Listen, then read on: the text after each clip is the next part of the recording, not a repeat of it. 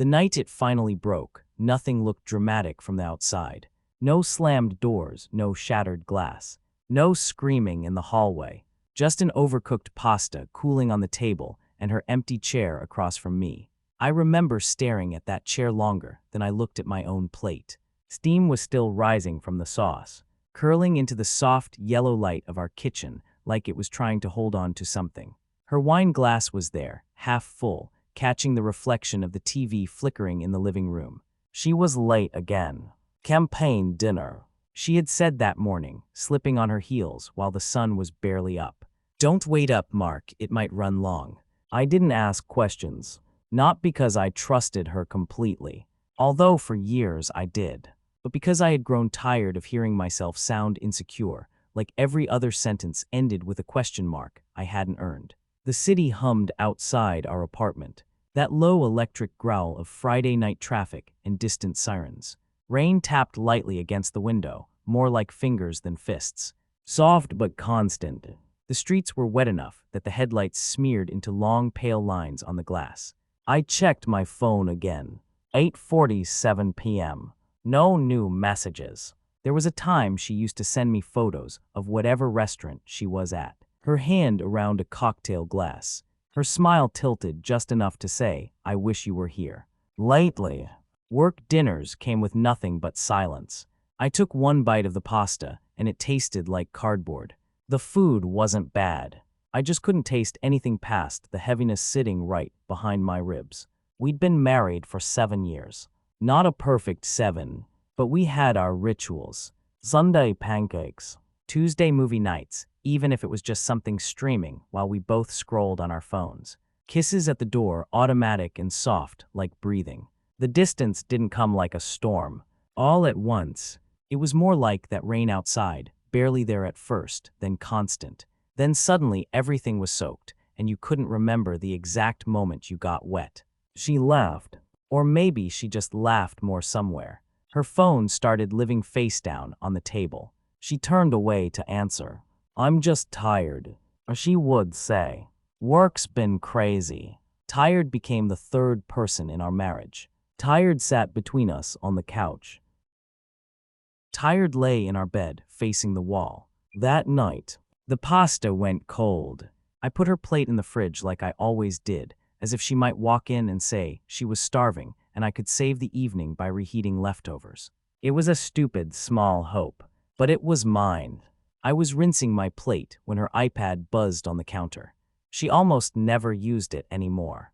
It was mostly for streaming shows or scrolling recipes she never had time to cook. The screen lit up with a notification I wasn't meant to see. It was her calendar. A little banner slid down from the top. Reminder. Room 1413, 8:30 p.m. My first thought was that it was some client, but the words didn't sound like a dinner reservation or a boardroom. They sounded like a...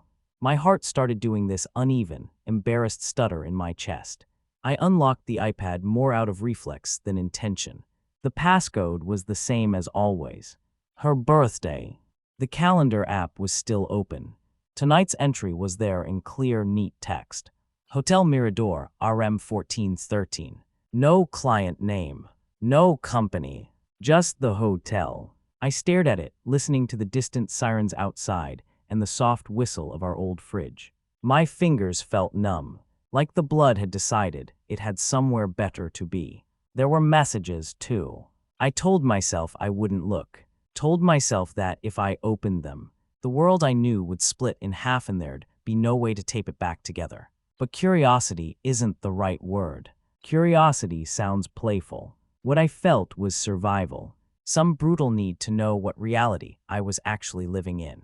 Her messages app was full of names I recognized from her office, and one I didn't. Adrian. It wasn't just the name.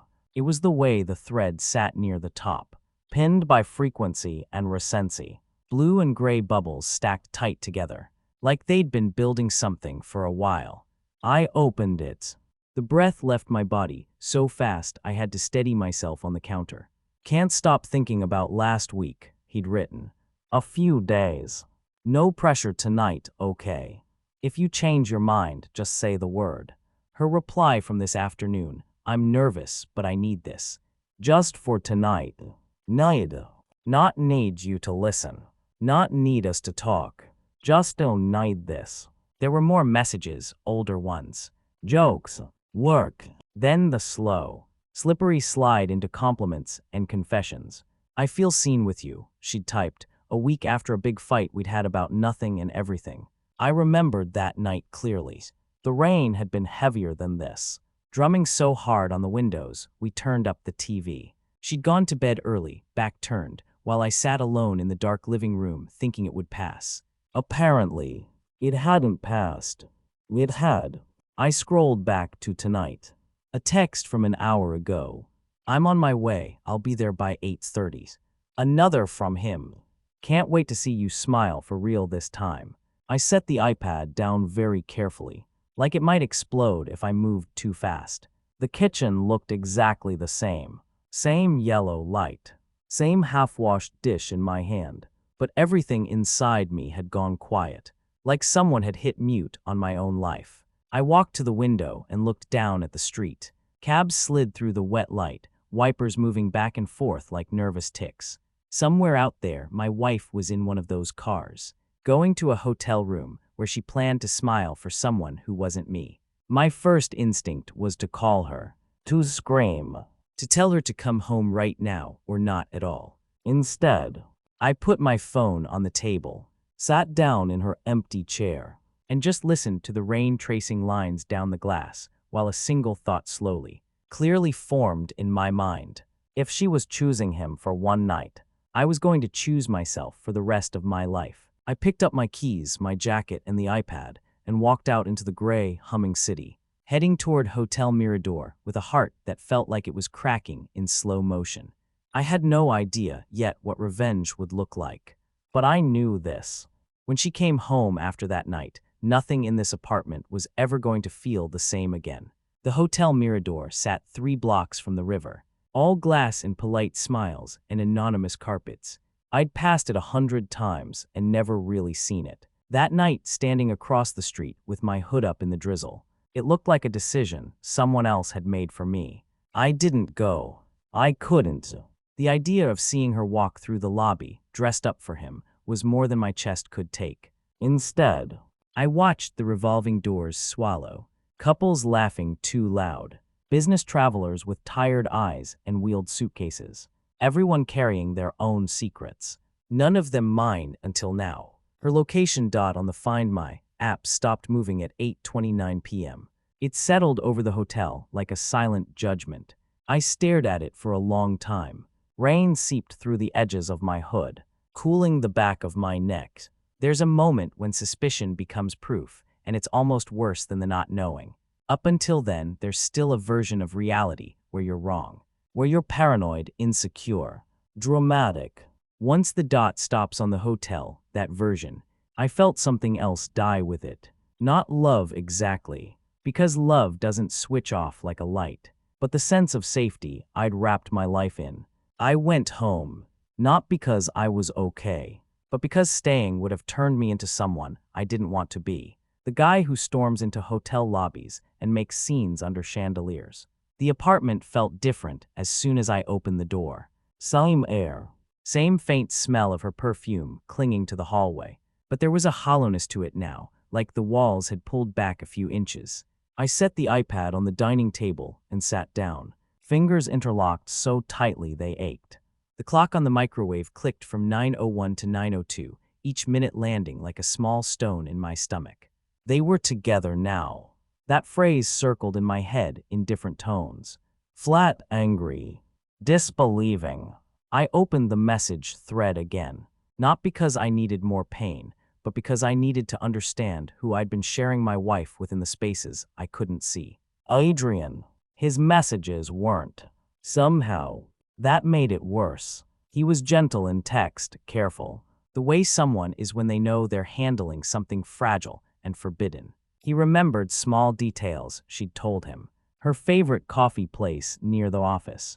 The fact that she hated elevators but took them anyway in heels because the stairs make me sweaty. He sent her photos.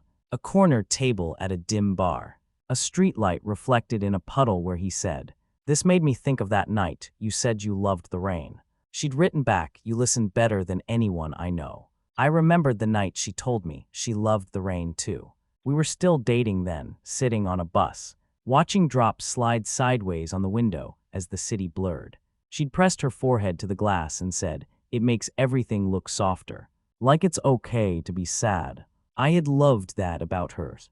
The way she could find poetry in weather and grocery lists and slow Sundays. Now she was giving that softness to someone. My phone buzzed. A text from her. Timestamped 9:15 p.m. "How's your night?" I stared at it so long the screen dimmed. She was in a hotel room with another man and asking me about my night like she was at a late meeting. I didn't respond. Instead, I did something I never imagined I would do. I tapped on Adrian's number, pressed info, hit call. It rang twice before someone picked up. There was noise in the background, muffled music, a television maybe. "Hey," a man's voice said. Warm, casual. "You here already?" For a second, my throat closed. He thought I was. "Adrian," I managed. Silence sharpened. Then guarded, "Yeah, who's this?" "This is Mark." I let the name hang there.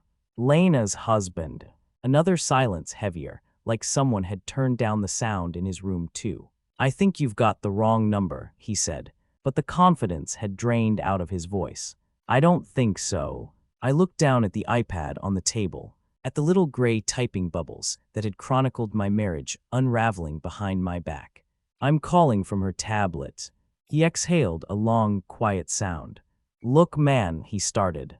"This isn't." "I don't care what you think it is," I cut in, though my voice stayed low. "I'm not calling to yell at you, I just want you to know something." He didn't answer, but he didn't hang. "She told you she needed this for one night," I said.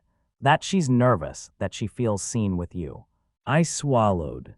"She didn't tell you she has a husband sitting in a kitchen full of cold food, reading all of it." His breath hitched. "I didn't know she hadn't told you," he said quietly. "I thought she said it was complicated." Of course she did. My anger wanted a target. It wanted to pour itself into him, this stranger who somehow knew the way my wife laughed when she was nervous. But beneath the anger was something. Exhaustion. "I'm not going to show up there," I said. "I'm not going to drag you both out into the hallway and make a scene." My voice surprised me with how steady it sounded. "What are you going to do?" he asked. There was no bravado now. Just a man caught in a story he probably told himself would never go this. I looked around our apartment, at the framed photos on the wall, Lena and me on the pier, Lena and me at my sister's wedding, Lena and me laughing with rain-frizzed hair on some forgotten holiday. "I'm going to let her have her night," I said, "and I'm going to make sure it's the last one she ever spends as my wife." He was very quiet after that.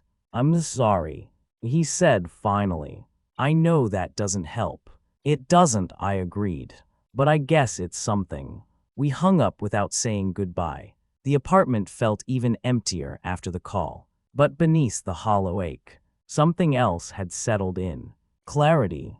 I opened my laptop, searched for a lawyer, saved 3 numbers, opened the bank app, looked at our accounts, the balances we'd built over years of shared decisions and compromises. I wasn't thinking about punishing her financially. I wasn't even sure what I was thinking, only that I needed to move from helpless to deliberate, from drowning to at least trying to swim. I took off my ring, set it in the middle of the dining table, next to the iPad in the cold, untouched wine in her glass. On a blank document, I started to type. Not a letter, more like a map of the night she didn't know I was living while she was in that hotel room. What I saw, what I felt, what I decided. It wasn't for her, not really. It was for me. For the version of myself that had believed we were okay, that had kept making dinner and saving for vacations and folding her laundry into neat piles on Sundays. The hours stretched. Outside, the rain thickened, drumming harder on the windows, like it wanted ends. Somewhere not far from here, my wife was with another man, and for the first time since finding out, I wasn't imagining it, I was accepting it. Around 1 a.m., her dots started moving again, leaving the hotel, heading back toward home. By then the ring was on the table, the iPad was unlocked on the message thread, and my letter, my quiet, careful revenge, was printed and folded in half. Waiting under her plate, I turned off all the lights except the one above the table. The apartment glowed in a soft, tired yellow, like an interrogation room that didn't want to be cruel. When the elevator dinged at the end of the hallway and I heard her footsteps approach, I sat down in my chair across from her empty one, hands resting on the table, and let the silence settle between us before she even walked in.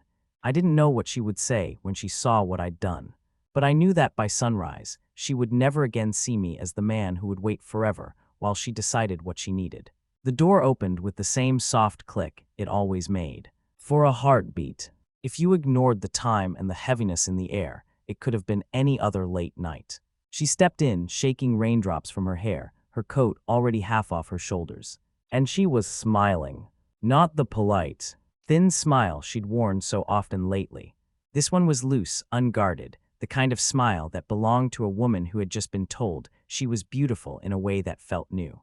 "Hey," she called, voice light. "You're still up." Then she saw me, saw the table, saw the ring in the center like a small planet around which everything else now orbited. The smile snapped off her face so fast it was almost physical. "Mark," she said, her voice tightening. "What's going on?" She dropped her bag by the door, the soft clunk of it landing sounding too loud in the quiet apartment. Her eyes flicked from the ring to the iPad to the folded paper under her plate. "I didn't stand, didn't shout, didn't throw anything. I just looked at her."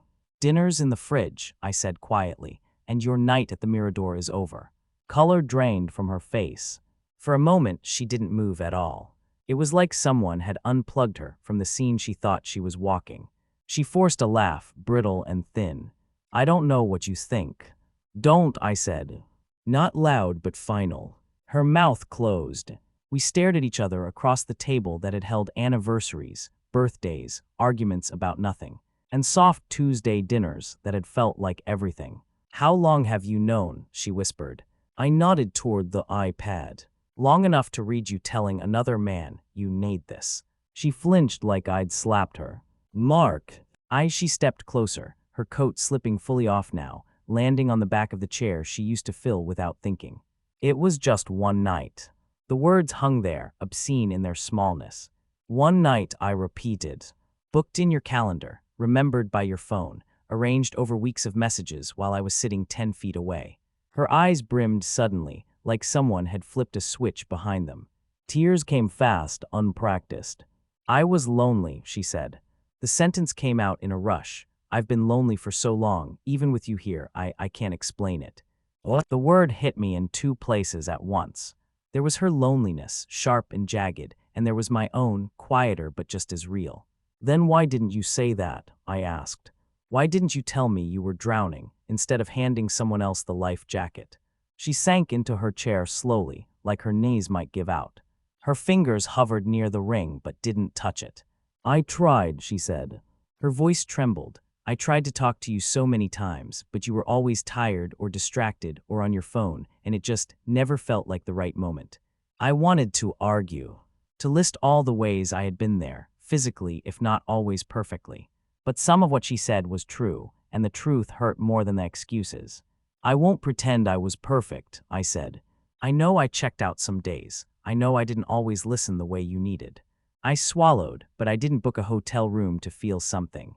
Her shoulders shook. Tears slipped down her cheeks, cutting clean lines through the faint makeup she'd put on for someone. "I didn't go there to hurt you," she said. "I went there because I didn't recognize myself anymore, because with him I felt like someone new, and for a moment I forgot what that would cost." "You remembered enough to text me about my night while you were in his room," I said. She let out a broken laugh that turned into a sob halfway through. "I know how it sounds. I hate myself for it, okay?" Silence settled again, thick and heavy. Outside, the rain had softened to a mist, barely audible now against the window. Her eyes fell on the folded paper under her plate. "What's that?" she asked, voice hoarse. "My side of tonight," I said. "What I was doing while you were there." She pulled it out with shaking fingers. Unfolded it, her eyes moved over the words. How I found the calendar reminder, how I read the messages, how I called Adrian, how I heard his shock and his apology. At one point, she looked up sharply. You called him. Yes. I thought one of us should at least be honest about what's actually happening. She closed her eyes, pressing her fingers against her temples. Oh my God. She read the rest in silence. At the bottom of the page, just above my signature, were the final lines I'd written when the anger had cooled into something far more solid. I can survive your betrayal, it said. What I won't survive is staying in a place where my dignity has to die to keep the peace. Her lips moved as she read it twice. Is this your revenge? She asked finally, voice barely above a whisper. I thought about all the things I could have done. The public humiliation. Calling her parents, sending screenshots to everyone we knew. No, I said slowly. My revenge is that I'm not going to scream. I'm not going to beg. I'm not going to compete with a one-night version of you. I reached into my pocket and laid another document on the table. The basic divorce papers I'd downloaded and filled out as much as I could in the last few hours. Her face crumpled. Mark, no, please, she said, reaching for my hand. I made a terrible mistake, but it was just that, a mistake. We can go to therapy, we can fix this. I swear I'll cut him off. I already texted him it was a mistake. I pulled my hand back gently. You didn't make one mistake, I said quietly. You made a series of choices that ended in a hotel room. She shook her head violently, tears falling faster now. I came home, she said. I chose to come home to you. Doesn't that mean anything? Well, it did, but not what she wanted it to mean. It means you still want this place to be your safety net, I said. That you want to try on freedom for a night and then come back to the man who will always be here, waiting with dinner in the fridge. Her breath hitched. That's not fair. None of this is fair, I replied. Not to you, not to me, not to the version of us that promised to choose each other even when it was hard. The clock ticked in the kitchen, each second a small accusation. So that's it, she whispered. You're just done.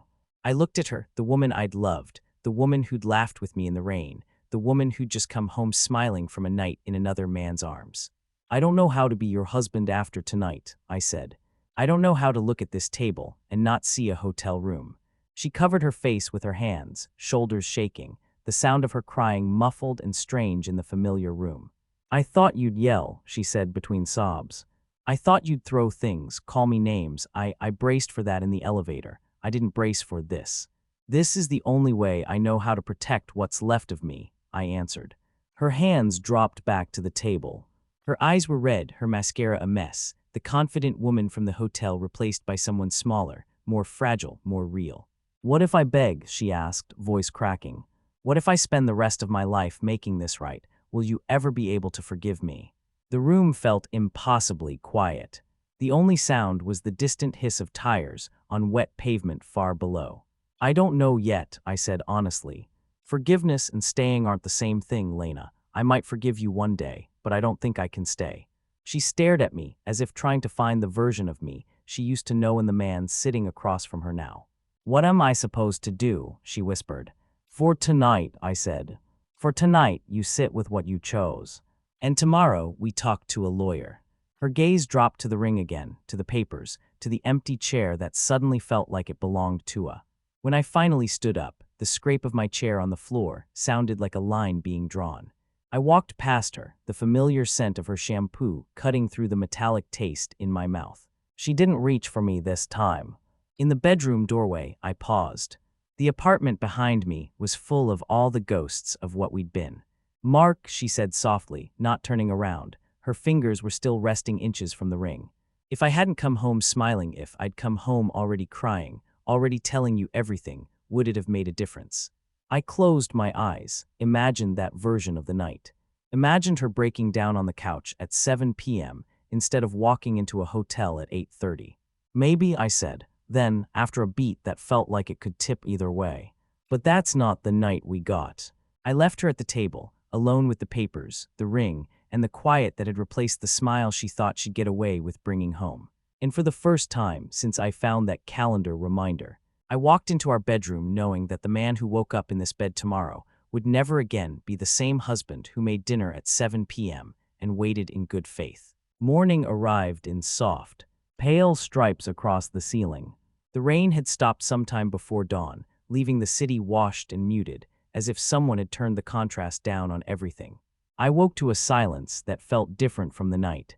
Not tense, not expectant, just empty. The other side of the bed was untouched.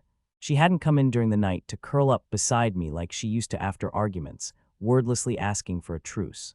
Part of me had expected to feel the mattress dip at some point, to hear her whisper my name in the dark. It never happened. I sat up slowly, listening. No shower. No clink of mugs in the kitchen. No rustle of her searching for keys she'd misplaced. When I stepped into the hallway, the apartment felt suspended, like time had chosen to hold its breath in these few hundred square feet. She was at the dining table where I'd left her, still in last night's clothes, but smaller somehow, folded into herself. The ring sat where I'd placed it. The divorce papers were still there, now marked with the soft water stains of her tears. "Did you sleep at all?" I asked. She looked up, eyes ringed with red, voice raw. "Not really." The light coming through the window was different now.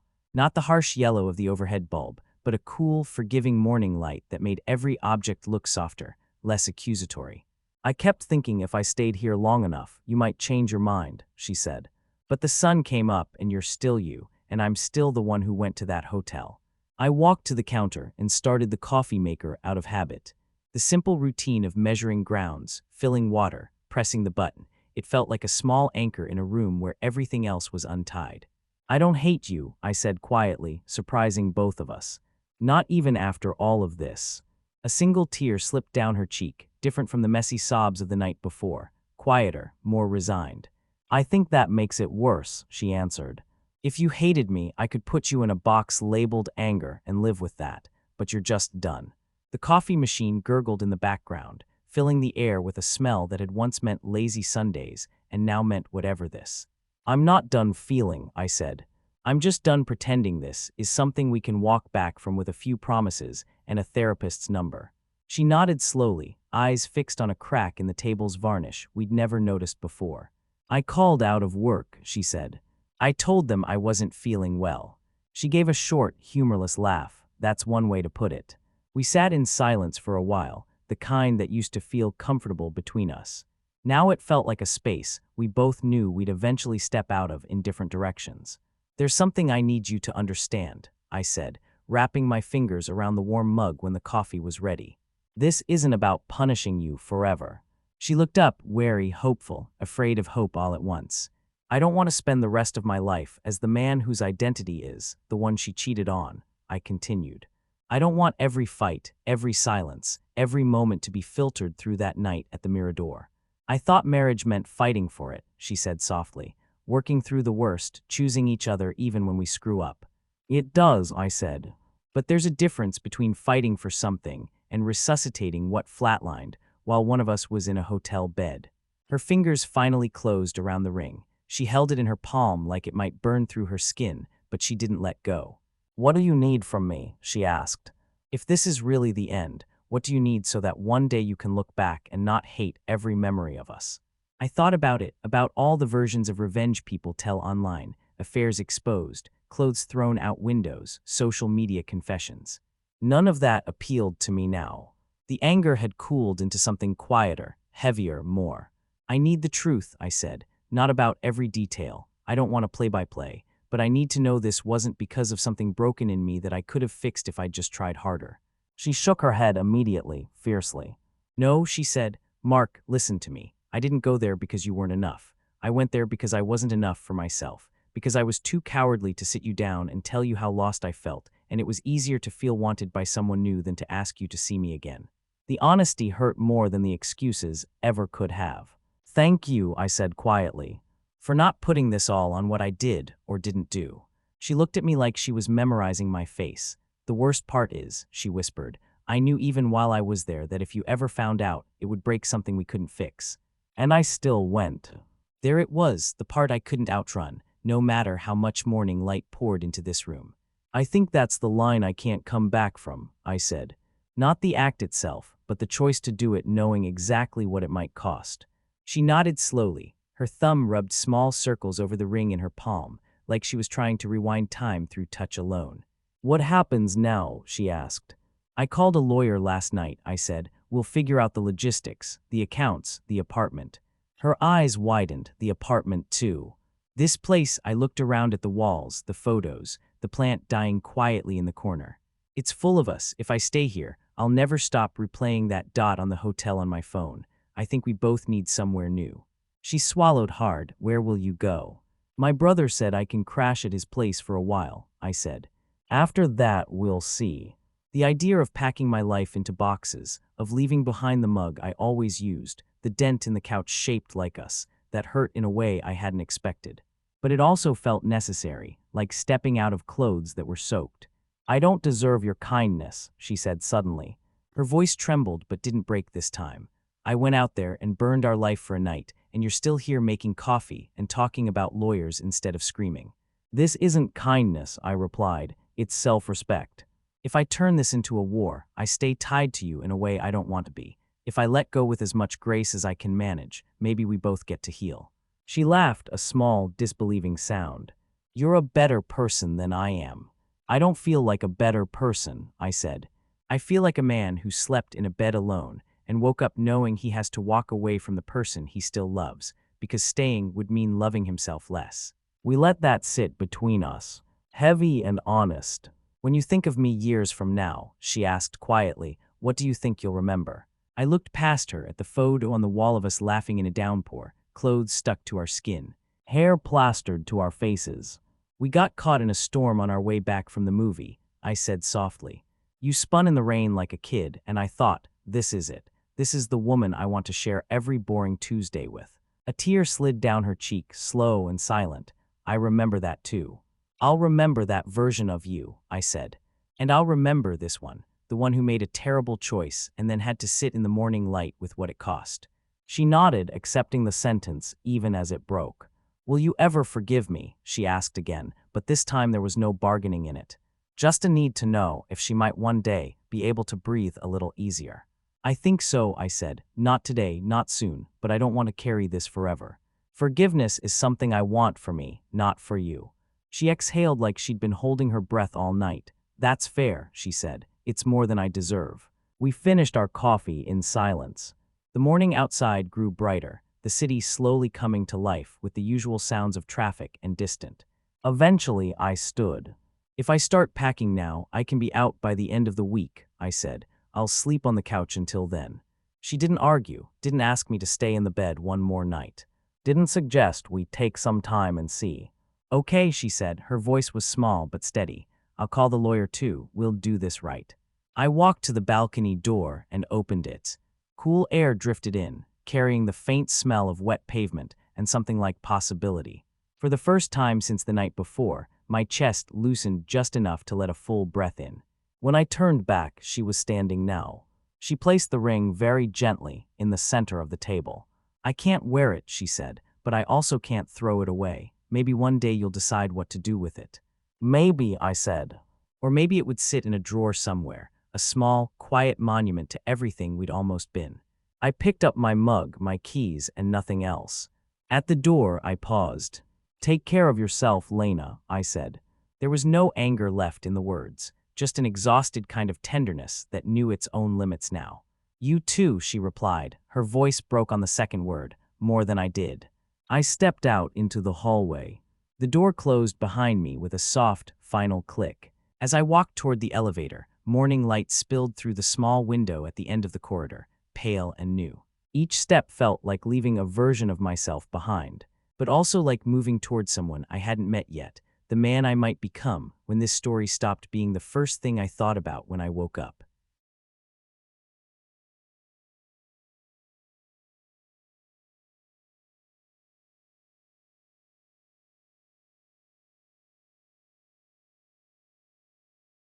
Maybe one day, the rain would just be rain again. The morning light would just be light, and her smile, once a promise, then a lie, would finally be just a memory that didn't hurt to touch. Until then, all I could do was keep walking. Not toward revenge anymore, but toward a life where I didn't need it.